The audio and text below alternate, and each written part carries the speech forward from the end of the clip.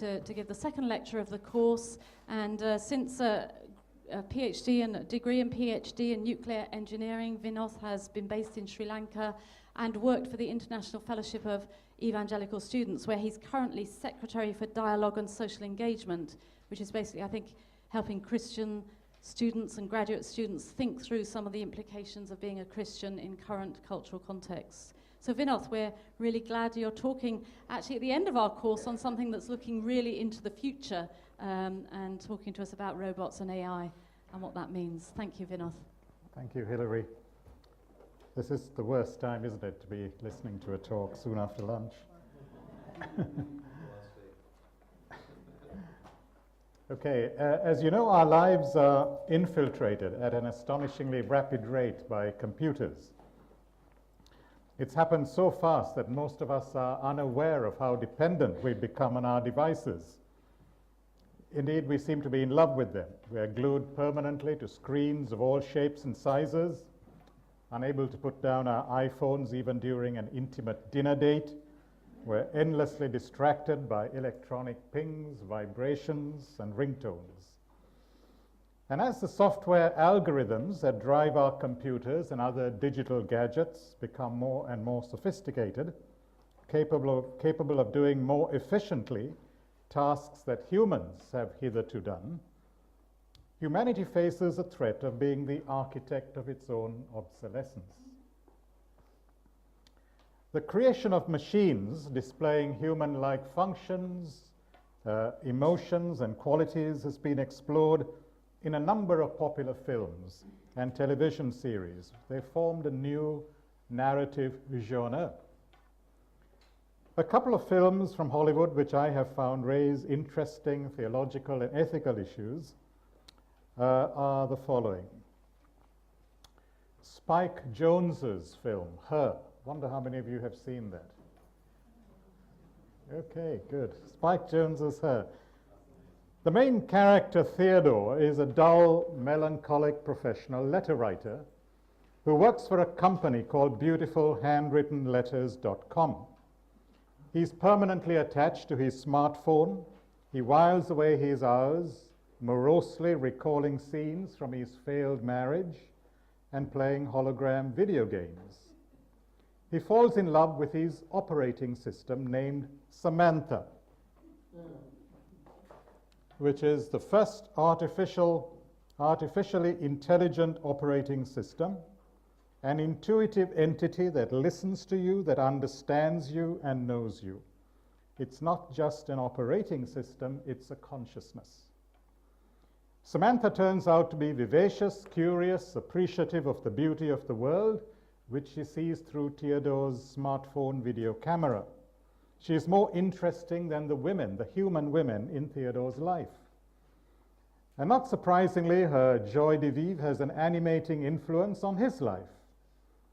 It's good to be around somebody that's like excited about the world, Theodore tells his neighbor, whose attraction to him he hasn't noticed because of his addiction to his gadgets.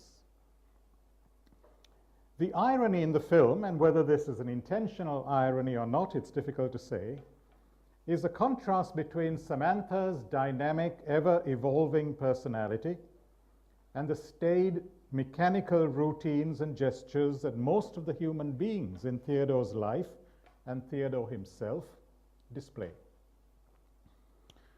Samantha eventually leaves him because she has evolved to a stage where only another incorporeal, highly evolved mind can satisfy her. In response to his frantic messages, Samantha tells him that she has been simultaneously serving 8,316 other male users and was in love with 641 of them. A revelation that shocks and horrifies Theodore. That's insane, he cries. What Theodore imagined was a unique and exclusive personal relationship turns out to have been a dalliance with multiple partners, each of whom thought he was special. So some of the theological or ethical questions that this film raised in my mind are, is our desire to be loved as unique persons distinctive to our humanness? indeed intrinsic to our humanness? Secondly, is our addiction to gadgets making us interchangeable gadgets ourselves? And is this interchangeability something that we fear and yet seem unable to resist? Thirdly, are companion robots, however intelligent, capable of the empathetic understanding that we, like Theodore, expect of other human beings? Three big questions. Another film that came out more than 10 years ago, in fact it was first released I think in the 1970s, The Stepford Wives. The film raises similar concerns about the replacement of humans by robots. The geeky men of a rich suburban town in the US have replaced their troublesome wives with flawless robots who care for them in every way a man could wish. When a new man arrives in the town with his emotionally disturbed wife, the other men persuade him to replace her with one of their perfect robots. He rejects their faultless logic. He chooses instead to love his human wife with all her faults and failings.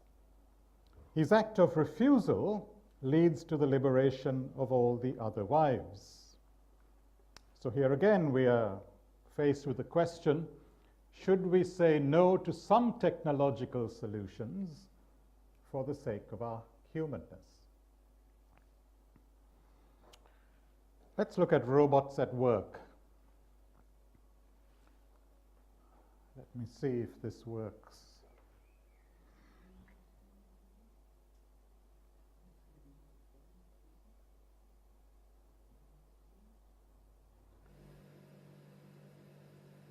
She's the quiet type, but strong-willed. She's warm-hearted and happy to help people. And she loves to chat using sign language.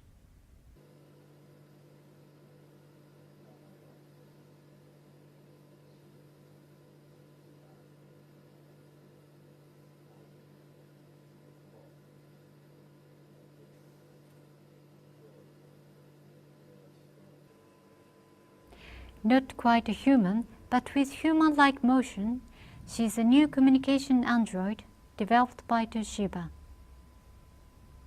The inspiration for her creation was in-house SNS that invites ideas for new products and services.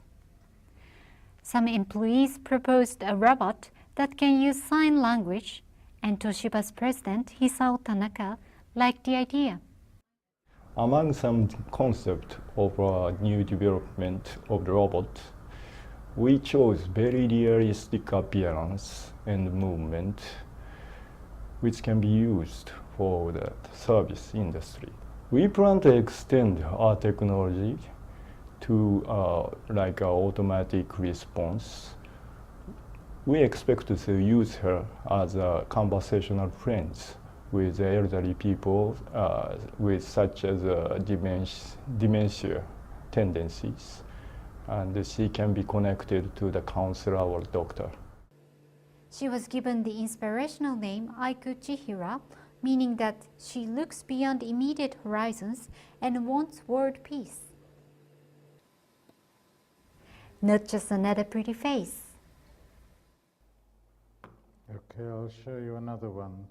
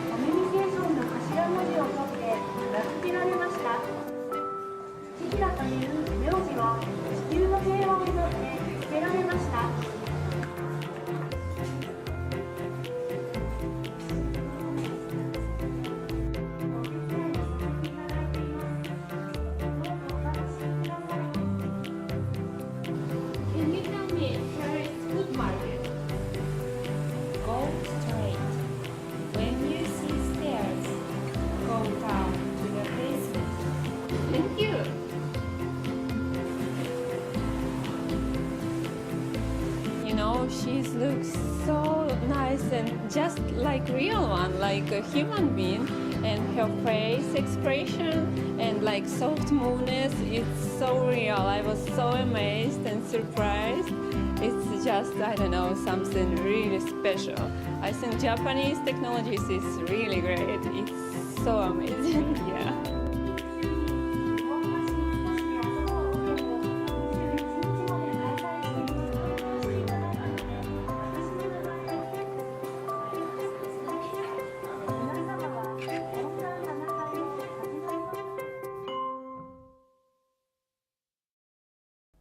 Okay, in July 2015, the Henna Hotel opened in the city of Sasebo, Japan, and there are only 2 human staff on the premises. The rest of the staff comprise 10 lifelike robots, like the ones you saw, all equipped with female human faces, able to speak several languages. They greet guests on arrival, carry their bags, respond to requests from guests, and clean their rooms when they check out. Artificially intelligent machines already aid us in a variety of human endeavors, such as managing road traffic, flying aircraft, helping design buildings, decontaminating radioactive power plants, in underground mining, space exploration, studying volcanoes, and detecting and defusing terrorist bombs. They can be powerful tools as well as our substitutes in places that present physical challenges for human beings. But the replacement of human workers by digital machines has reached a pace and a scope that threatens to transform the nature of economically developed societies. In September 2013, a report by 2 economists at Oxford University predicted that around 47% of total US employment was at risk to automation over the next 2 decades. The researchers developed a novel methodology to categorize occupations according to their susceptibility to computerization. They applied this methodology to examine 702 occupations. They concluded that most workers in transportation and logistics occupations, together with the bulk of office and administrative support workers and labor in production occupations, are at risk. What surprised them was to find that a substantial share of employment in service occupations, where most American job growth has happened over the past few decades, was highly susceptible to computerization. Digital machines process phenomenal amounts of data with ever-increasing speed. They can also, quote, learn, unquote, on the job through self-correcting algorithms that are computer codes that debug and rewrite themselves. Algorithms are used to analyze intelligence data for the NSA and CIA, perform medical diagnoses, hire employees, trade derivatives on financial markets, detect plagiarism, develop new drugs, and they change the nature of warfare. As well as world-beating chess players such as Deep Blue, we now have Apple Siri and Google Now that mimic our natural cognitive abilities. And once robots start being designed and repaired by robots themselves, even software programmers and robotics engineers will become superfluous. What is it that drives this quest for more intelligent machines? Japan has a low birth rate, an aging population, a traditional xenophobic hostility to migrant labor from other poorer Asian countries. It's not surprising, therefore, that Japan leads the world in robotics research that is linked to the care of elderly patients in hospitals and nursing homes. But all over the so-called developed world, the thirst for greater and greater profits is the principal driver. In the American automobile industry, for example, a human spot welder costs $25 an hour, while a robot costs only $8. as well as doing the work faster and often more accurately. In the United States, real wages has been stagnant for the past 4 decades, while corporate profits have soared. 6 of the 15 wealthiest Americans own digital technology companies, and the oldest of which, Microsoft, has been around only since 1975. As Paul Krugman wrote a few years ago in the New York Times, Paul Krugman is a Nobel laureate in economics.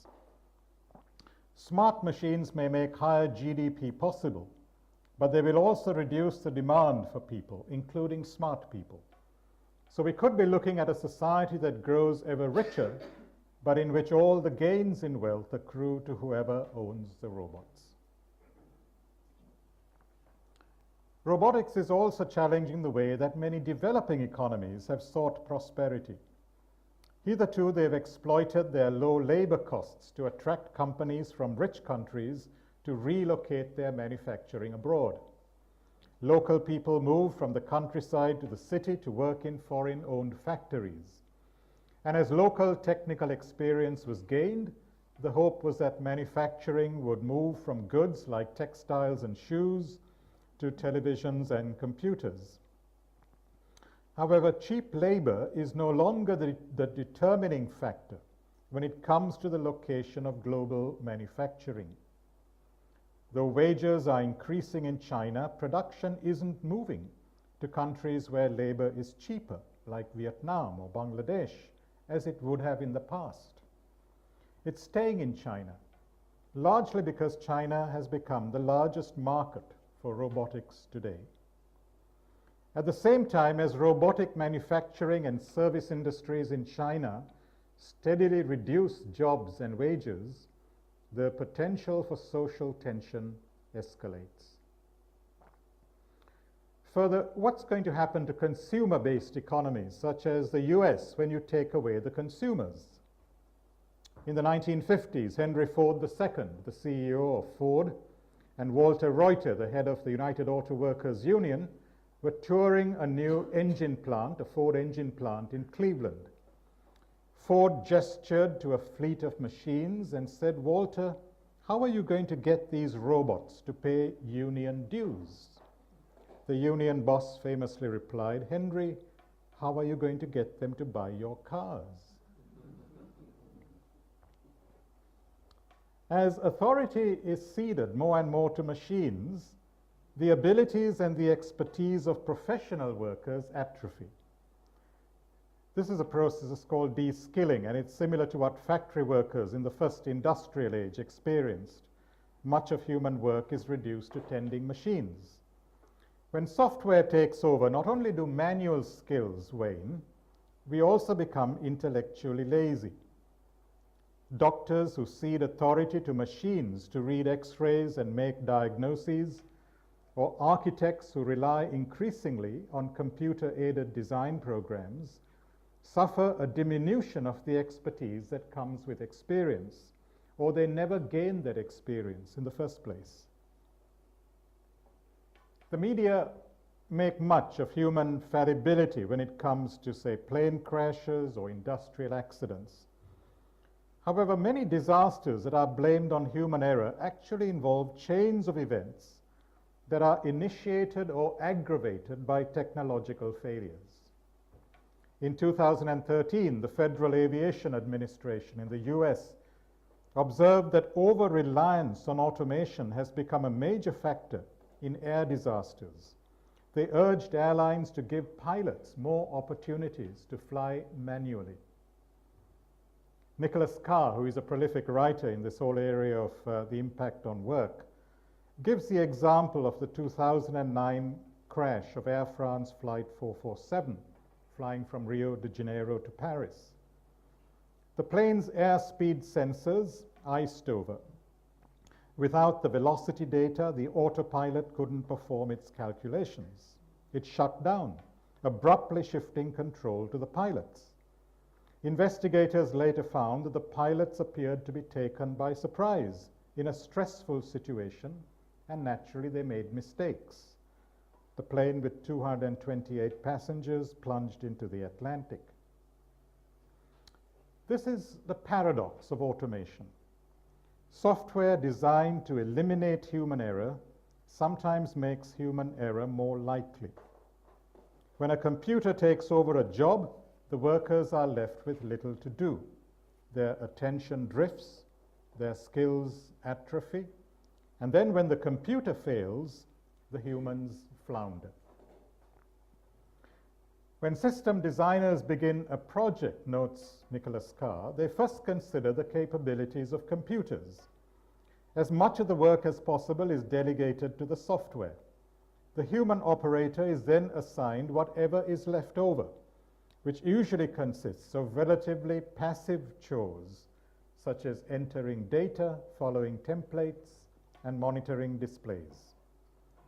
But Carr points out that pilots, physicians, and other professionals routinely navigate unexpected dangers with great ingenuity.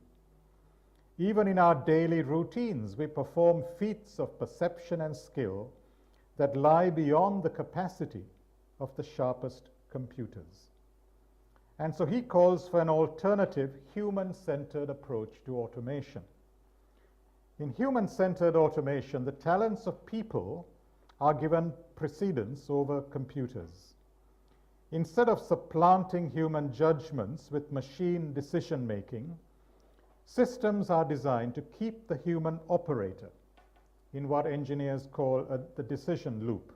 That is the continuing process of action, feedback, and judgment making. Software plays an essential but secondary role. It takes over routine functions that a human operator has already mastered, issues alerts when unexpected situations arise, provides fresh information that expands the operator's perspective, and counters the biases that often distort human thinking. So the technology becomes the human expert's partner rather than the expert's replacement. Let me quote from Carr. He says, "We are amazed by our computers, and we should be. But we shouldn't let our enthusiasm lead us to underestimate our own talents. Even the smartest software lacks the common sense, ingenuity, and verve of the skilled professional. In cockpits, offices, or examination rooms, human experts remain indispensable. Their insight, ingenuity, and intuition, honed through hard work and seasoned real-world judgment, can't be replaced by algorithms or robots. If we let our own skills fade by relying too much on automation, we are going to render ourselves less capable, less resilient, and more subservient to our machines. We will create a world more fit for robots than for us." End of quote. The robotics pioneer Hans Moravich lent his name to what's called Moravich's paradox. That is, that hard things are actually easy to do. It's the easy things that are hard to do. He wrote way back in 1988, "It's comparatively easy to make computers exhibit adult-level performance on intelligence tests or playing checkers, or today we'd say chess, and difficult or impossible to give them the skills of a one-year-old when it comes to perception and mobility. Human characteristics can be remarkably complex to code. Programming even a simple task like giving someone a ball to hold involves a multitude of subtle stages, such as exactly when to reach out, when to let go, how hard to hold the ball, and so on." So Steve Wozniak, who is a co-founder of Apple, has proposed what he calls an easy alternative to the Turing test that shows the complexity of simple tasks. He says, "We should deem any robot intelligent when it can walk into any home, find the coffee maker and supplies, and make us a cup of coffee.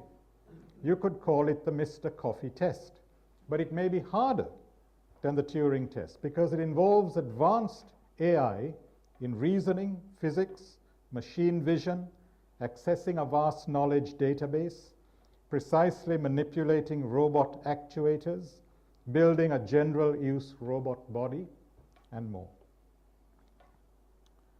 Computer algorithms reflect the backgrounds and the biases of their programmers. As Alex Grotowski observes, we seem to forget that the web is a network that is entirely human-produced and primarily created by people who live in a small area of Northern California.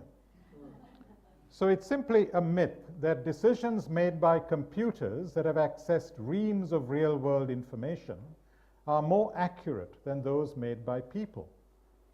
The algorithm creators are also human with their prejudices and their foibles.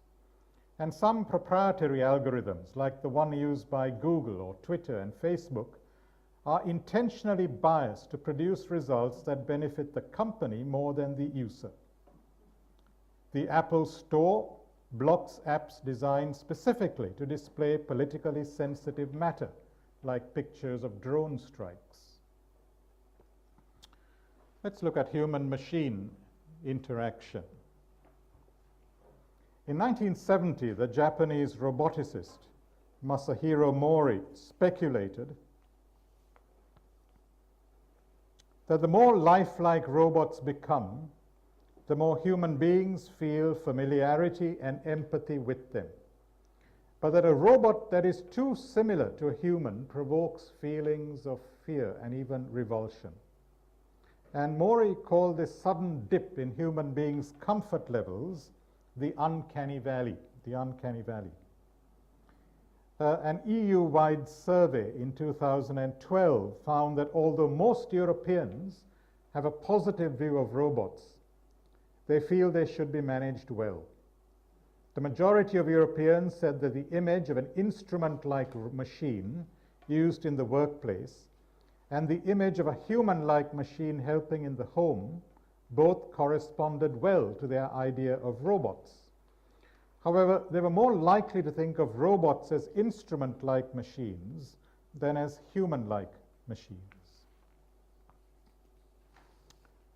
The more astute sociologists of technology have long pointed out that we no longer develop techniques in order to do what we want to be done, but rather we select things for doing just because the technology for doing them has been developed. So we live in awe of our machines. We re-script ourselves to align with their functions. Moreover, in an age when computers have become for many the primary means for personal as well as commercial communications, computer metaphors such as hard drives or software, information processing, data retrieval, these have also penetrated the collective consciousness. But just as in Newton's era, the universe was not really a clock, and in Freud's, the psyche was not really a steam engine, people today are not personal computers. The theologian Noreen Hertzfield writes, "It's a short stop from thinking of our work in terms of the computable to thinking of ourselves in computational terms." And she adds, "The quest for AI, or artificial intelligence, originates in impulses that lie at the core of our being, impulses that have been variously interpreted as the image of God within us. But these impulses can easily become perverted." And the computer scientist Jaron Lanier, who is one of the pioneers of virtual reality, laments, and I quote, "People degrade themselves in order to make machines seem smart all the time." Before the crash, that is the 2008 financial crash, bankers believed in supposedly intelligent algorithms that could calculate credit risks before making bad loans. We asked teachers to teach to standardize tests so a student will look good to an algorithm.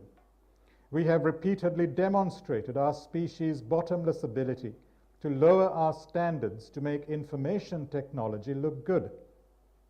And he goes on, "Treating computers as intelligent, autonomous entities ends up standing the process of engineering on its head. We can't afford to respect our own designs so much." End of quote. Robots embody what since the 1960s has come to be called weak or narrow AI. Since the 1960s, weak or narrow AI has advanced spectacularly, from simple search engines to voice and face recognition, natural language learning, data mining, chess playing, affinity analysis that you find on Amazon or Netflix, and IBM's Jeopardy-winning Watson and Apple's virtual assistant Siri. Artificial intelligence researchers who are massively funded by governments and mega corporations such as IBM and Google are now engaged in the quest for what's called AGI, or Artificial General Intelligence. Murray Shanahan of Imperial College London, in his recent book, The Technological Singularity, defines AGI as the hallmark of properly general intelligence being the ability to adapt an existing behavioral repertoire to new challenges and to do so without recourse to trial and error or to training by a third party. But to do this requires common sense and creativity, neither of which AI tends to display. On common sense, Professor Shanahan gives us the example of finding the people who normally work inside a building standing outside it in the rain. What are you doing? We ask, might prompt the answer, standing outside from a computer, whereas a human being would respond, fire alarm, recognizing the common understanding that exists amongst speakers. Creativity, meanwhile, can be demonstrated by animals in problem solving, such as a crow that bent straight wires to create hooks to get at food. But it's hard to say that computers have ever shown it. Notwithstanding this, AI makers and theorists envisage that once the goal of AGI is reached, it will be but a short step to ASI, that is, artificial superintelligence. That is, when artificial minds engineer themselves, develop their own goals, and bootstrap themselves beyond human understanding and human control. Now, whether such a prospect fills one with elation or dread separates the techno-optimists from the techno-pessimists. And here we come to what I call secular eschatologies, the transformation of humanity. Vestiges of Christian belief survive in corrupted and heretical forms in the secular narratives of the late modern West. Belief in a salvific God has been recast as faith in the redemptive power of technological progress. The expectation of the parousia and the messianic kingdom has been reshaped into the imminent arrival of the singularity. That pivotal point when, according to futurologists, we shall merge with our own super smart machines and become new beings entirely. We will be born again into a transhuman or post-human state. And books about the coming singularity are as common in computer science departments as talks about the rapture are in fundamentalist Christian churches. The singularity, I quote, will allow us to transcend these limitations of our biological bodies and brains. We will gain power over our fates. Our mortality will be in our own hands. We will be able to live as long as we want. We will fully understand human thinking and will vastly extend and expand its reach. By the end of this century, the non-biological portion of our intelligence will be trillions of times more powerful than unaided human intelligence. The author of these words is Ray Kurzweil, director of engineering at Google and the high priest of the religion of the techno-optimists. Kurzweil believes that the quickest route to AGI is by reverse engineering of the human brain. Reverse engineering seeks to first complete a fine-grained scanning of the entire human brain and then represent what the brain does in algorithms and silicon chip networks. And at the end of the process, you have a computer with human-level intelligence. IBM's Blue Brain project intends to accomplish this by the early 2020s. Kurzweil predicts that after computers have passed the Turing test by 2029, and the singularity has dawned 16 years later, he puts these precise dates, 2045, humans will need to plug into brain-boosting technologies in order to keep pace with technological growth. Our relatively slow neuronal connections will be augmented by technologies in the same way that cochlear implants help improving the hearing of those with auditory impairments. We will think faster and more deeply, remember more, have access to all knowledge, and be able to share our thoughts instantly with others. Ultimately, technology will enable us to dispense with our brains altogether and transfer the informational content of our brains to more durable media. For Kurzweil and his followers amongst AI researchers, human biology is a distraction or even a prison from which to escape. And in this, they are the 21st century devotees of the ancient religious philosophy of Gnosticism. This was the first heresy that the early church had to confront. Historian David Noble has traced the way that so many AI enthusiasts denigrate the human condition and our embodied nature. Marvin Minsky, one of the pioneers of AI from MIT's famous Media Lab, called the human brain a meat machine. And he denigrated our bodies as, quote, a bloody mess of organic matter, unquote. He attempted to divorce the body from the self, insisting that the important thing in refining one's own thought is to try to depersonalize one's interior. Danny Hillis, the founder of Thinking Machines Corporation, has claimed, and I quote, "What's valuable about us, what's good about humans is the idea thing. It's not the animal thing. If I can go into a new body and last for 10,000 years, I would do it in an instant." Another writer in this field, Earl Cox, believes that technology will soon enable human beings to change into something else altogether. He celebrates a future when we shall be freed from our frail biological form and human cum artificial intelligences will move out into the universe.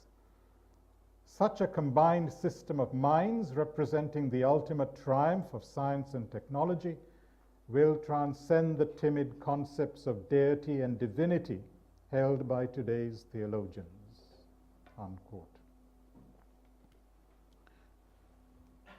Leave aside the extravagant fantasies. It's the naivety concerning human nature that is most shocking.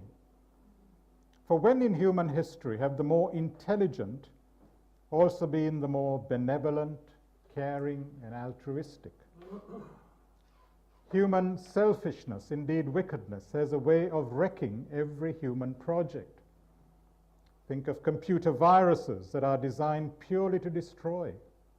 Cybercrime costs individuals, companies, institutions, and governments tens of millions of dollars every day. In a culture marked by economic greed and political despotism, like in China, for example, the development of science and technology is not likely to be benign. Who will be the first to benefit either from machine superintelligence or human augmentation? Business magnates, politicians? It could well be soldiers. The world's single largest funder of research into emerging technologies is the Pentagon, through its Defense Advanced Research Projects Agency, or DARPA. DARPA does not engage in research and development directly, but gives huge grants to the top American private universities and technology companies to do so. Without DARPA funding, the computer revolution would never have happened. DARPA has authorized its contractors to militarize AI in battlefield robots and autonomous drones. It must be expected that DARPA will continue to fund AI's militarization all the way to AGI if this can be reached. So the ideal soldier of the future will be another Adolf Eichmann, but made of electronic circuits and not blood vessels. The deployment of drones has changed the nature of warfare. In his book, The New Western Way of War, Martin Shaw calls this style of combat risk transfer war. That is, the deliberate and systematic transfer of the risks in warfare from Western military personnel to local civilian populations. Such risk transfer is a blatant rejection of the principles of just war, of the rules of military engagement. In their strategic planning, the risk to US soldiers is weighed more heavily than to all others, including local non-combatants. So it's not surprising that there is a growing number of thoughtful people, including computer scientists, eminent physicists such as Stephen Hawking, entrepreneurs such as Elon Musk, who are deeply uneasy about the future progress of artificial intelligence. They believe that what science fiction warned us of, a future when we would be architects of our own annihilation, has already dawned.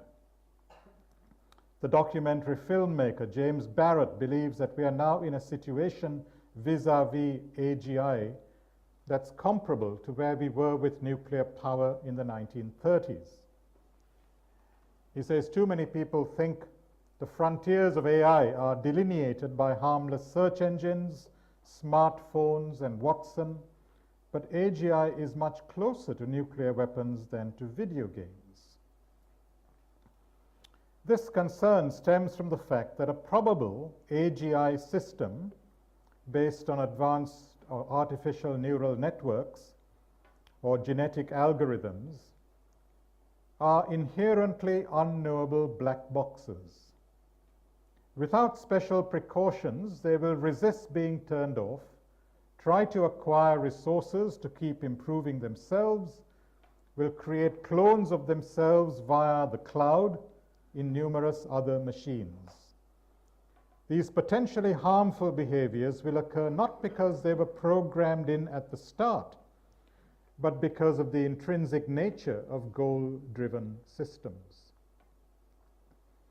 In the spring of 2012, a White House source secretly revealed to the New York Times about a joint US-Israeli cyber warfare campaign against Iran that was called Olympic Games. At the center of that campaign was a sophisticated computer worm labeled Stuxnet, whose creators were the NSA and a secret organization in Israel. Its goal was to delay Iran's nuclear development program by targeting the logic controllers of the gas centrifuges at the Natanz enrichment plant and crippling their operations. While the Americans and Israelis were congratulating themselves on their outstanding success, the Stuxnet worm accidentally escaped into an engineer's computer when it was hooked up to the centrifuges. It replicated itself through the internet into thousands of PCs around the world. It was a blunder of colossal proportions. A clever hacker could now acquire Stuxnet, disable its suicide code, and adapt it for use against any industrial target anywhere in the world. Stuxnet-grade malware may already be available for purchase somewhere on the internet. This was not simply a programming error. It was a test case of what might happen later with self-improving AGI systems. And scientists with the highest levels of security clearance and technical competence failed the test miserably. So now to my final section, which is a little more philosophical. Kevin Kelly, who was the original editor of Wired magazine, once famously said, "Theologians should team up with nerds to study information as the entity closest to God." a number of prominent philosophers have questioned the use of terms such as intelligence and information when applied to digital computers. Digital computers are simply complicated electronic circuits designed to do particular jobs by manipulating symbols and nothing more. All information presupposes a prior consciousness that interprets it as information. All the information in the universe is either intrinsic to a conscious mind, as in the case of humans or some other animals, or it is observer relative. Both are dependent on human or animal consciousness. What is stored in books or computer hard drives or DNA molecules is only potential information. It's waiting to be read as information by a conscious observer. So the eminent philosopher Colin McGinn notes, quote, "Why do we say that telephone lines convey information? Not because they're intrinsically informational, but because conscious subjects are at either end of them, exchanging information in the ordinary sense. Without the conscious subjects and their informational states, wires and neurons would not warrant being described in informational terms." Moreover, simulating the behavior of a thinking, conscious human being is not the same as being a thinking, conscious being. And simulating emotions is not the same as having emotions. But by using a common terminology like information, intelligence, neural networks, emotions, when discussing minds, brains, and computers, the human-machine barrier is easily blurred. The mind is both naturalized and computerized, and the brain can now be described as an incredibly powerful microprocessor, the mother of all motherboards. It requires a certain philosophical sophistication to see through the sleights of hand that end up reducing human minds and human persons to bundles of neural activity in the brains, which can then be simulated on computers. Ludwig Wittgenstein famously said, when looking back on the naive philosophy of science called logical positivism that he held in the 1920s, he wrote, "A picture held us captive, and we could not get outside it, for it lay in our language, and language seemed to repeat it to us inexorably." There's nothing new in the way that scientists take the most advanced machines of their day as models and analogies for human functioning. But there's a short, though dangerous, step from modeling to identification. We then imagine that machines which help us perform certain functions have those functions themselves. We humanize the machines even as we mechanize humans. When we speak of clocks telling the time, what we mean is just that they enable us, conscious human persons, to tell the time. Raymond Tallis calls this the fallacy of the displaced epithet. The fallacy of the displaced epithet. Walking sticks don't actually walk, running shoes don't actually run, and the same applies to radar searching for aircraft, telescopes discovering black holes, or smartphones remembering our appointments. They do not literally search, discover, or remember. If there were no conscious human persons using these prosthetic devices, those activities would not happen. Now, optimism about achieving AGI, artificial general intelligence, often turns on the belief that natural selection followed an incremental path in sorting through random variations and returning whatever worked.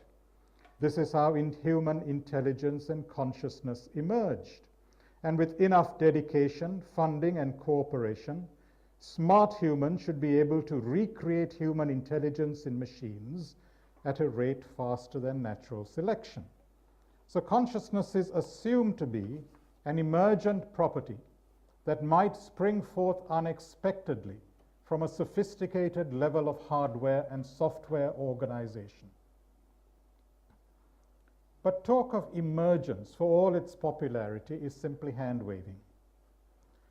There's not a shred of evidence to support the physicalist claim that matter/energy can assume certain forms of complex organization in which it suddenly becomes conscious, self-conscious, and knowing, able to understand and direct its own evolution.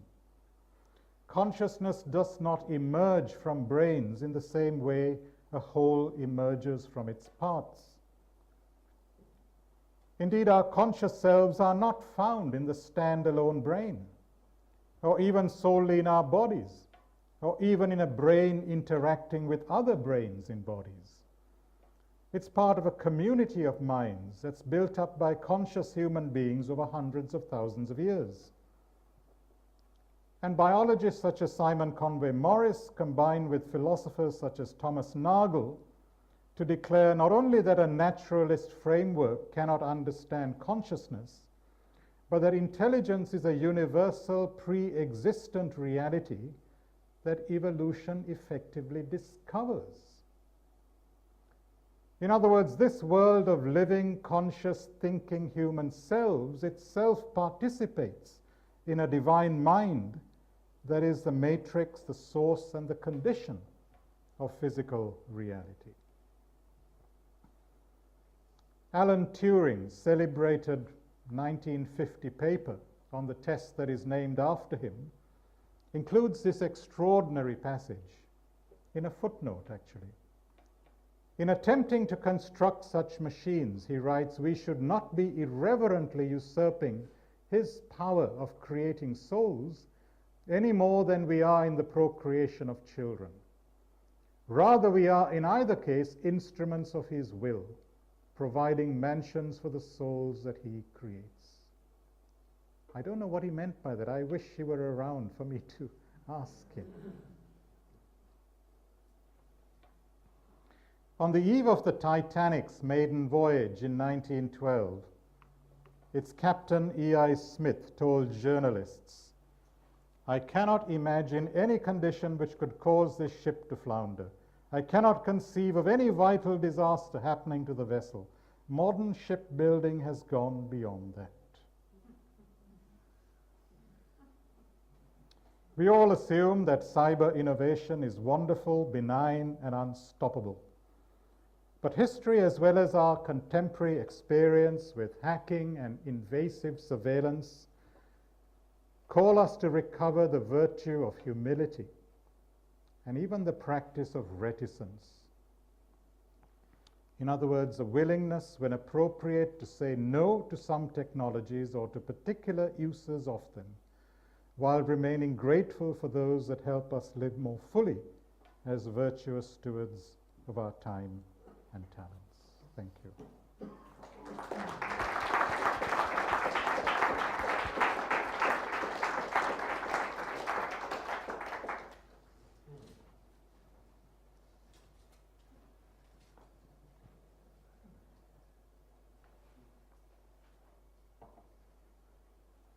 Well, my microphone doesn't seem to be working, but thank you very much, Vinoth. And we've got time for a couple of questions, and Tara's got the microphone at the back, so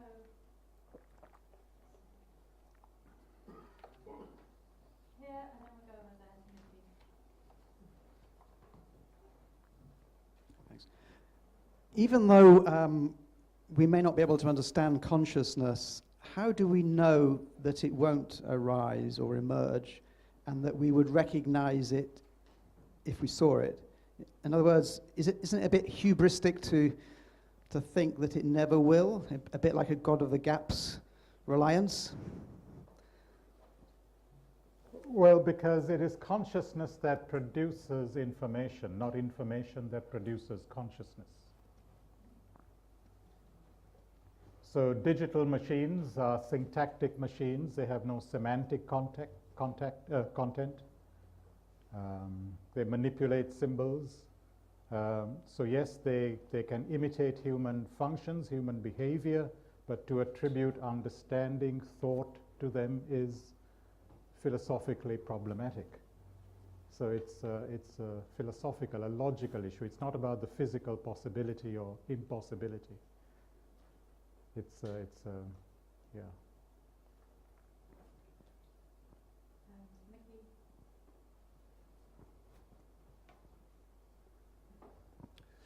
Thank you. There was in a previous talk by Professor Monica Gregg, was it Monica? Anyway, we were discussing the paradox of if the universe is full of life and people, where are they? Why can't we observe them? And it took me back to a lecture I had at Cambridge Astronomical Association, where the speaker suggested that we should be overrun by robots because it's easy to design a robot to move to another planet, make copies of itself, move to the next planet, and so on. And so the question should really be, where are the robots? Could you envisage such a colonization of robots?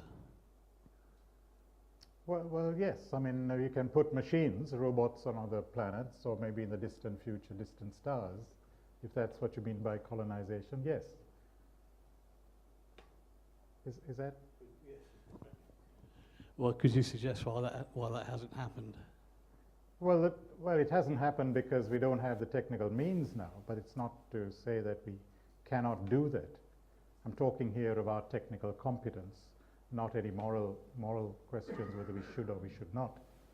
But certainly, I mean, if we can send robots into deep mine shafts or into volcanoes, there's nothing to prevent us from sending robots into outer space.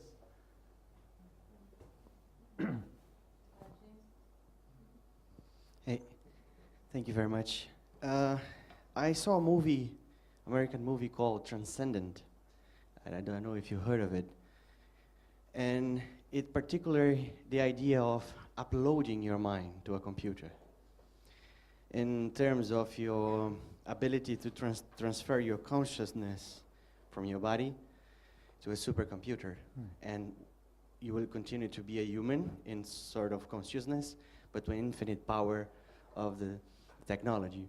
And I thought back then there was like just sci-fi, but there is actually scientific research on it, trying to map the entire synapses of the brain in order to see if there's a possibility to transform the synapses into bits of information and so on to upload in a computer. They're actually experiments in that and researchers doing this kind of research today. What do we think of the implications of this technology if it is to be possible in a near future, and the implications of this new idea? Yes, so it's kind of sci-fi idea, but yes, it's actually happening. And it's still sci-fi because, again, like I was saying, a model. There's a difference between modeling and identifying. You can make a computer model of the human heart, but that has to be translated into an artificial heart. And we do have artificial hearts that actually pump blood. Now, when it comes to the brain, a computer model of the brain is not the same as an artificial brain, because that artificial brain has to actually be capable of not just behavior, but states of intentionality, beliefs, desires, aspirations, so on. And we're nowhere near that.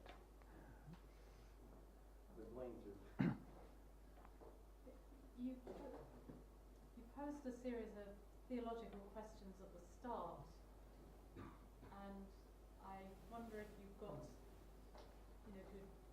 any reflections on them. You mean from the film Her? Yes, yes. Well, no, I'm just wrestling with these questions myself, and I just wanted to share them with you, because these are open-ended questions. Is our desire to be treated as unique beings, not just as a unique species, but as unique individuals, something that is intrinsic, that we feel that we are irreplaceable? Is that an intuition that is universal, it's basic to our humanness, or is it just a culturally shaped desire specific to some cultures, not to others? I don't know. I'm interested to find out, because that would have some bearing on this attempt to replace humans with robots on a fairly large scale. And the sense of outrage and indignation that Theodore in the movie feels when he finds that he's just one out of 8,000 people that Samantha has been relating to in the same way. I mean, he feels diminished. He feels dehumanized. And then this other question, these companion robots or social robots, however intelligent in the sense that they do perform rational calculations and outwardly their behavior is no different to humans, are they capable of the empathetic understanding that we expect of other human beings? And that's where the use of robots in healthcare comes in. How far can a robotic nurse in a Japanese hospital caring for elderly patients really replace a compassionate human nurse? I mean, these are the questions that we are asking.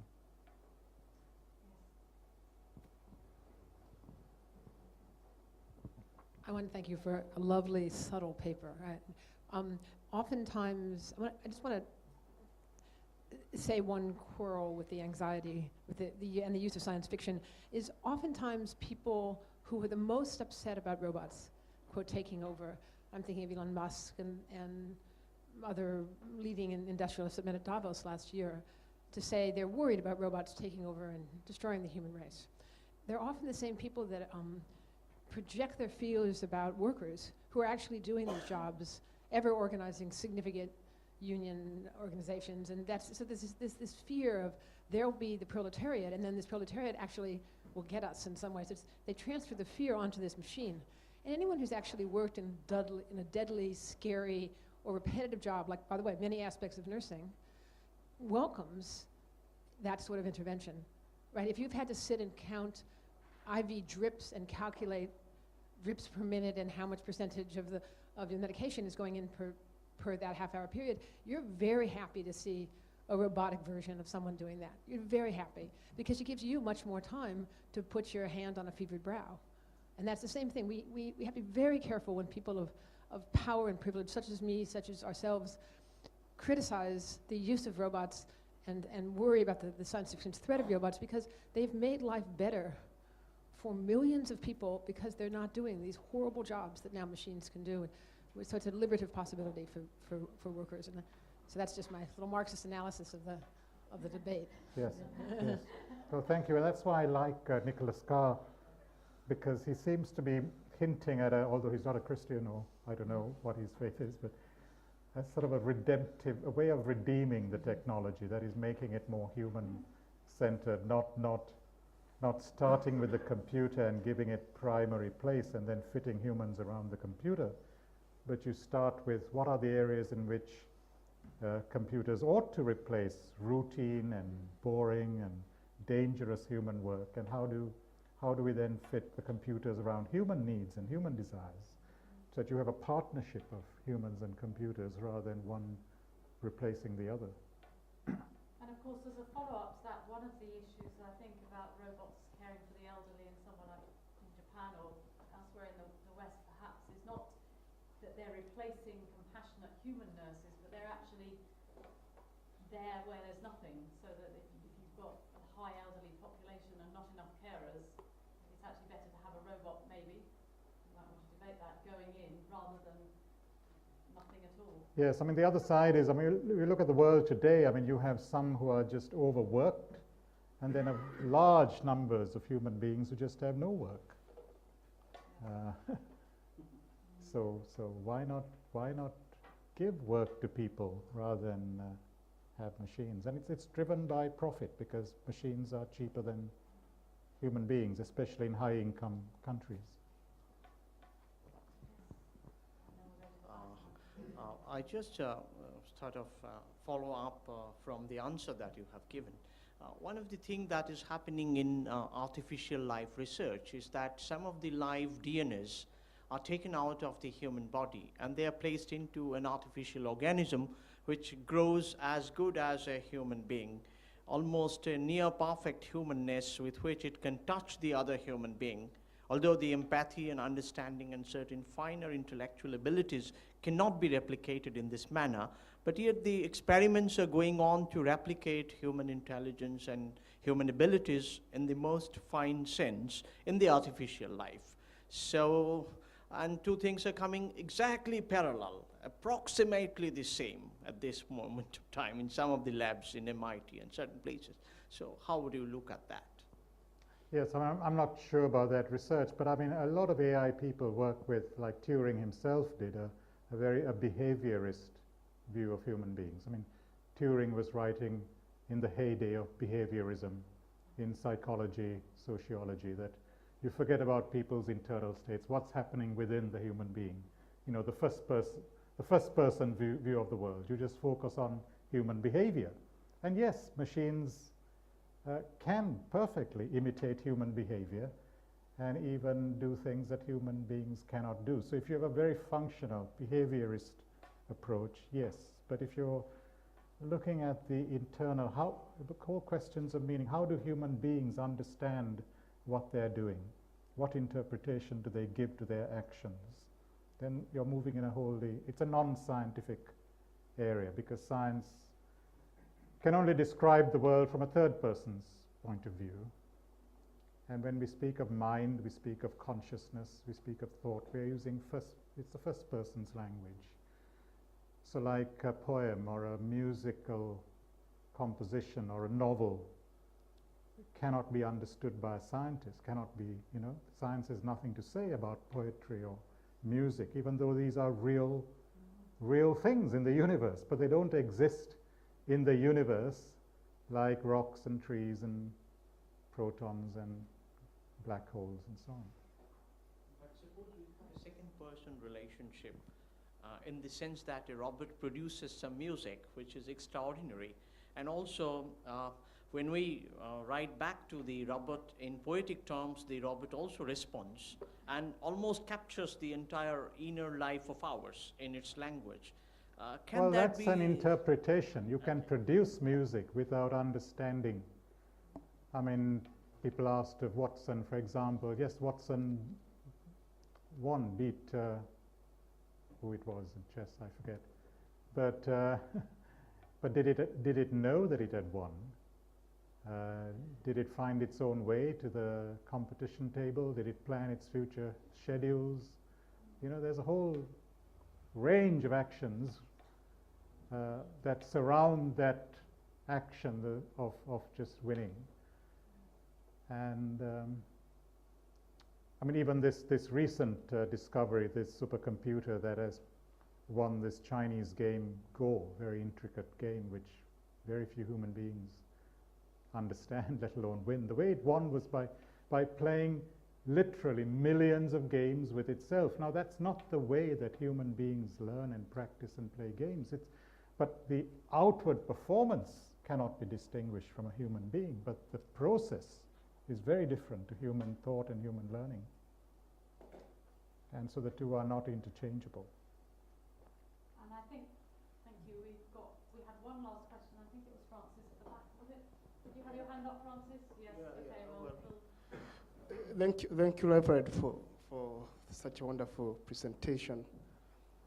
I'm just thinking that from your presentation, I heard you talk about people giving jobs to machines and all this. But I'm wondering, and that's why I said I want to hear your opinion from the faith perspective.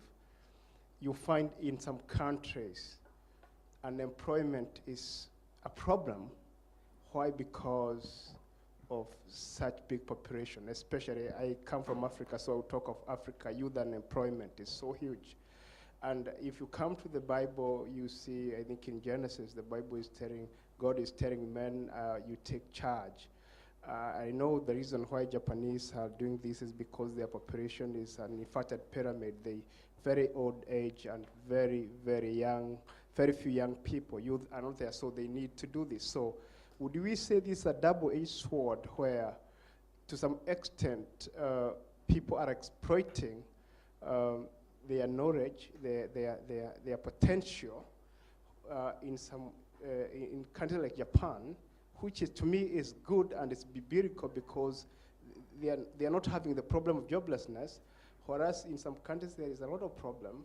But at the same time, why I say it's a double-edged sword, you find it's making us, you talked about trying to humanize machines and dehumanize men, because you find we are not fully exploiting our potentials.